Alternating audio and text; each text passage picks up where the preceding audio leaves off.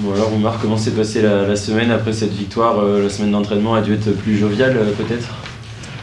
Ouais, ça s'est très bien passé. Après qu'ils ont eu 2 jours pour récupérer mentalement, je pense qu'on a bien commencé la semaine. Donc ils en avaient aussi besoin.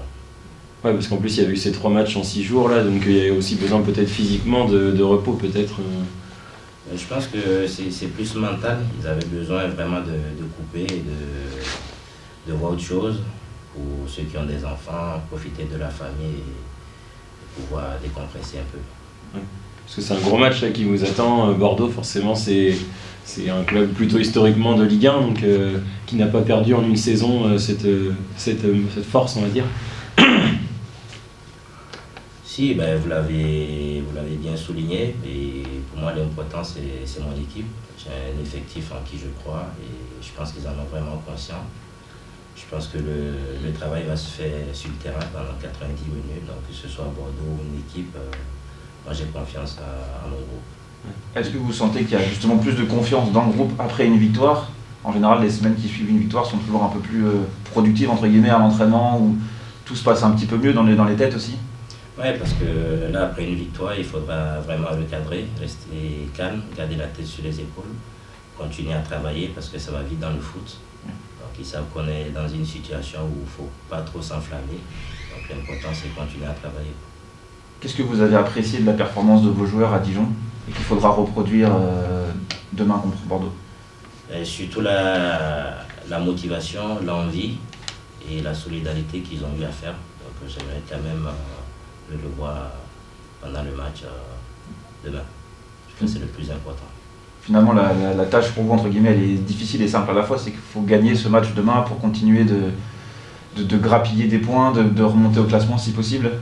Je pense que tout est possible. Comme je l'ai dit, l'important, c'est ne pas se prendre la tête, continuer à travailler, prendre match par match et avancer. On sait aujourd'hui qu'on n'a rien à perdre, donc on a tout à gagner. Donc c'est vraiment lâcher le frein à main et de jouer sans pression.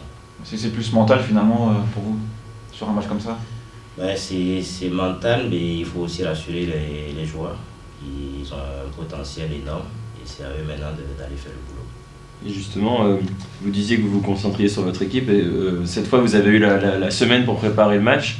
Bordeaux, ils ont déjà perdu 2 fois à Nîmes et à Saint-Etienne, qui sont des équipes de bas de tableau. Est-ce que pour vous, ça peut être des sources d'inspiration pour les mettre en difficulté? Bien sûr, comme vous l'avez dit, j'en mets 203. Donc je vais me concentrer sur mon effectif. S'ils ont perdu, c'est qu'ils peuvent toujours continuer à perdre. Donc voilà, c'est une façon de motiver aussi mes joueurs. Et le match aller, est-ce que vous l'avez aussi revu? C'était il y a longtemps maintenant, 3e journée, il y a eu beaucoup de choses depuis. Mais dans mes souvenirs, c'est un match où Niort avait bien mis en difficulté les Bordelais. Malheureusement, ils avaient perdu 1-0, mais il y avait eu une bonne prestation de l'équipe. Est-ce que c'est aussi comment dire, dans votre discours, vous pouvez aussi mettre ça en avant pour les joueurs, devant les joueurs? Si, puisque j'ai eu déjà regardé la vidéo du match passé, et je pense que les joueurs, ils savent ce qu'il faut faire. S'ils ont eu à faire une belle prestation au match aller, je pense qu'ils sont capables de le faire et un peu plus même. Vous, personnellement, comment vous vivez ce deuxième match que vous allez diriger à la tête de l'équipe? Est-ce que voilà, vous avez pris un petit peu votre repère avec cet effectif que vous connaissiez finalement sans le connaître, parce que vous ne l'aviez pas dirigé encore cette saison, avant Dijon? Oui, justement, j'ai eu une semaine pour travailler. Je m'appuie beaucoup sur le staff et les cadres de l'équipe. Je pense qu'on a eu une semaine où on a pu s'expliquer, dire ce qu'il faut, ce que j'attends d'eux, ce qu'eux ils attendent de moi. Mais comme je l'ai dit, l'important c'est eux, c'est 90 minutes, ben, il faudra se lâcher. Vous avez lancé aussi Oumar à Dijon. Est-ce que ces jeunes joueurs auront un rôle à jouer sur la fin de saison? Vous en connaissez pas mal, que vous avez déjà entraîné avec la réserve, voire les U19, les U17? Il y en a pas mal avec la réserve qui peut de temps en temps venir titiller certains en pro. Comme je l'ai dit, pour moi, c'est le terrain, il n'y a pas de titulaire. C'est ce que je dis souvent. C'est le club d'abord. Le joueur, si tu es bon, tu joues. Si tu n'es pas bon, j'assume. Si tu es sur le banc.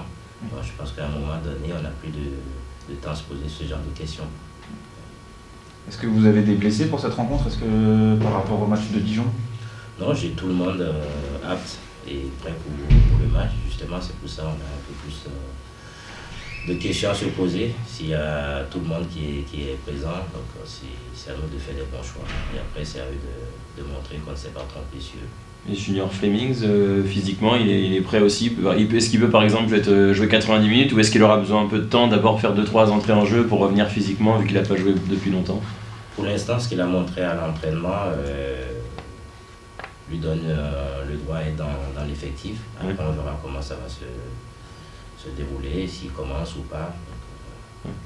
Est-ce que si on vous dit là maintenant, demain, je sais pas, il y a 2-2, vous prenez un point, est-ce que vous signez ou est-ce que vous êtes ambitieux et vous vous dites non, c'est pas parce que c'est Bordeaux, on peut les battre comme toutes les autres équipes? Pour moi, il n'y a pas d'équipe meilleure. Donc c'est le terrain, tout est possible.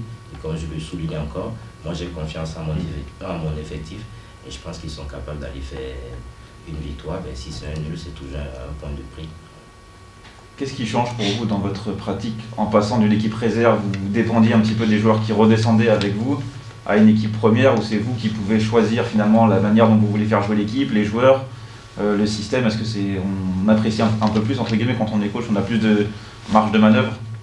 Justement, j'ai plus de marge de manœuvre parce que là aujourd'hui je peux me permettre de choisir certains joueurs, je peux mettre un système en place et comme je le dis, c'est pas forcément le système qui amène la victoire, c'est les joueurs, leur implication.